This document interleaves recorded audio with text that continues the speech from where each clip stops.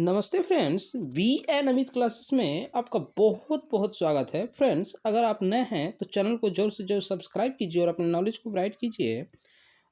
जैसा कि आप जानते हैं, बिहार एसएससी का प्रैक्टिस सेट 2 आज हम डिस्कस करेंगे और यकीन मानिए वही क्वेश्चन होंगे जो एग्ज़ाम में आ सकते हैं और एकदम आने की पूरी संभावना है। तो शुरू से अंत तक ज़रूर देखिएगा क्वेश्चन को। तो शुरू करते हैं 21 नंबर क्वेश्चन के साथ। ब्रिटिश ईस्ट इंडिया कंपनी की स्थापना कब हुई थी? तो ब्रिटिश ईस्ट इंडिया कंपनी की स्थापना जो है वो 1600 ईस्वी में हुई थी। आपको मैं ये भी बताते चलूँ कि 31 दिसंबर 1600 को महारानी एलिजाबेथ प्रथम ने 15 वर्षों के लिए पूर्वी व्यापार का एकाधिकार प्रारंभ में ब्रिटिश ईस्ट इंडिया कंपनी को दिया था। अंग्रेजों ने 1608 ईस्वी में भारत में अपनी पहली व्यापारी कोठी जो है सूरत में स्थापित की थी। तो क्वेश्चन ये भी आ जाएगा कि अंग्रेजों ने अपनी पहली व्यापारी कोठी कहाँ स्थापित की थी? तो सूरत में स्थापित की थी। तो ये भी आपको ध्यान रखना है। और एक डच ईस्ट इंडिया कंपनी भी स्थापित हुई थी 1602 ईस्वी में। तो ये भी आपको याद रखना है। ठीक है,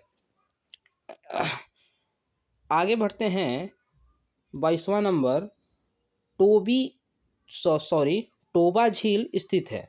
ठीक है, टोबा झील कहाँ स्थित है? तो टोबा झील जो है वो आपको बताते चलूँ कि सुमात्रा में है। Option D is the right answer. ठीक है, टोबा झील सुमात्रा में स्थित है और यह जो है इंडोनेशिया की सबसे बड़ी झील है।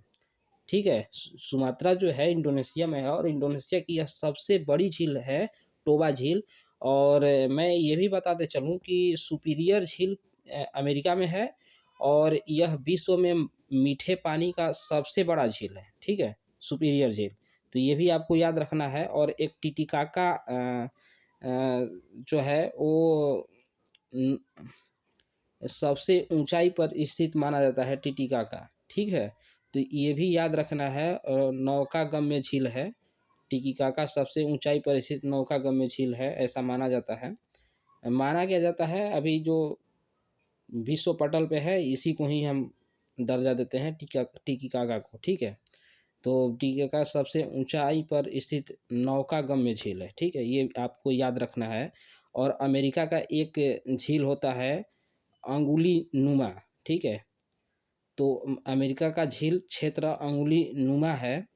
ठीक है, और बैकाल झील को पर्ल ऑफ साइबेरिया कहा जाता है, जैसा कि आप जानते होंगे। तो ये एक तथ्य है, बैकाल झील को पर्ल्स ऑफ साइबेरिया कहा जाता है, ये भी आपको याद रखना है। ठीक है, अब आगे बढ़ते हैं। समस्तीपुर जिले में राजेंद्र कृषि विश्वविद्यालय स्थित है। समस्तीपुर जिले में कहाँ राजेंद्र कृषि विश्वविद्यालय स्थित है?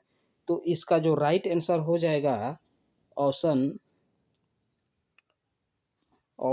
सी। इसका राइट आंसर हो जाएगा ऑप्शन सी। ठीक है, पूसा। आगे बढ़ते हैं फ्रेंड्स।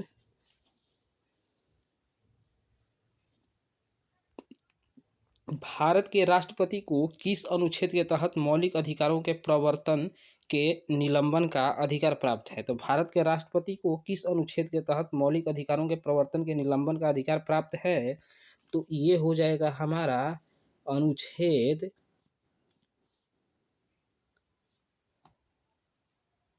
359। इसका राइट आंसर हो जाएगा अनुच्छेद 359। ठीक है, आगे बढ़ते हैं। संसदीय शासन का मूल सिद्धांत क्या है? संसदीय शासन का मूल सिद्धांत क्या है? संसदीय शासन का मूल सिद्धांत आपको बताना है। संसदीय शासन का मूल सिद्धांत क्या हो जाएगा? गणतंत्रीय व्यवस्था हो जाएगा, छाया मंत्रिमंडल हो जाएगा, सामूहिक उत्तरदायित्व हो जाएगा या शक्तिशाली मंत्रिमंडल हो जाएगा? तो इसका राइट आंसर हो जाएगा सामूहिक उत्तरदायित्व, ऑप्शन सी इसका राइट आंसर हो जाएगा। ठीक है, आगे बढ़ते हैं फ्रेंड्स। अटल पेंशन योजना, अटल पेंशन योजना की भलाई के लिए केंद्रीय सरकार के द्वारा प्रारंभ की गई। अटल पेंशन योजना जो है वो किसकी भलाई के लिए केंद्रीय सरकार के द्वारा प्रारंभ की गई थी? तो वो है ऑप्शन डी इसका राइट आंसर, असंगठित क्षेत्रों के कामगारों के लिए। ठीक है, असंगठित क्षेत्रों के कामगार जितने भी हैं उन लोगों के लिए यह चलाया गया था। आगे बढ़ते हैं। चंद्रगुप्त मौर्य चंद्रगिरी पर्वत श्रवणबेलगोला किस जैन संत के साथ गया था? तो चंद्रगुप्त मौर्य चंद्रगिरी पर्वत श्रवणबेलगोला किस जैन संत के साथ गया था? तो ये हो जाएगा इसका right answer Bhadrabahu option C. ठीक है, तो ये भद्रबाहु हो जाएगा ऑप्शन सी। आगे बढ़ते हैं फ्रेंड्स। 28 नंबर देखिए, भारत में पंच तीर्थ का संबंध जिससे है वह है। भारत में पंच तीर्थ का संबंध किससे है?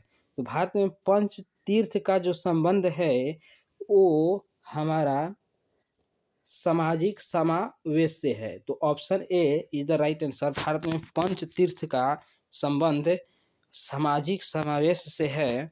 और आगे बढ़ते हैं। लैंगिक समता सूचकांक क्या है? तो लैंगिक समता सूचकांक क्या है ये आपको बताना है। शैक्षिक अवसरों की प्राप्ति में बालिकाओं के साथ भेदभाव, स्वास्थ्य सुविधाओं के प्राप्ति में बालिकाओं के साथ भेदभाव, रोजगार के अवसरों की प्राप्ति में बालिकाओं के साथ भेदभाव, या फिर ये सभी। तो इसका राइट आंसर हो जाएगा ऑप्शन डी, ये सभी। ठीक है, आगे बढ़ते हैं फ्रेंड्स। 30 नंबर क्वेश्चन देखिए, निम्नलिखित में से किसने रॉलेट एक्ट को काला कानून कहा था? निम्नलिखित में से किसने रॉलेट एक्ट को काला कानून कहा था? तो जैसा कि आप सभी जानते होंगे किसने कहा था, तो ये हो जाएंगे M K Gandhi. Option B is the right answer. Mahatma M K Gandhi यानी मोहनदास करमचंद गांधी। ठीक है,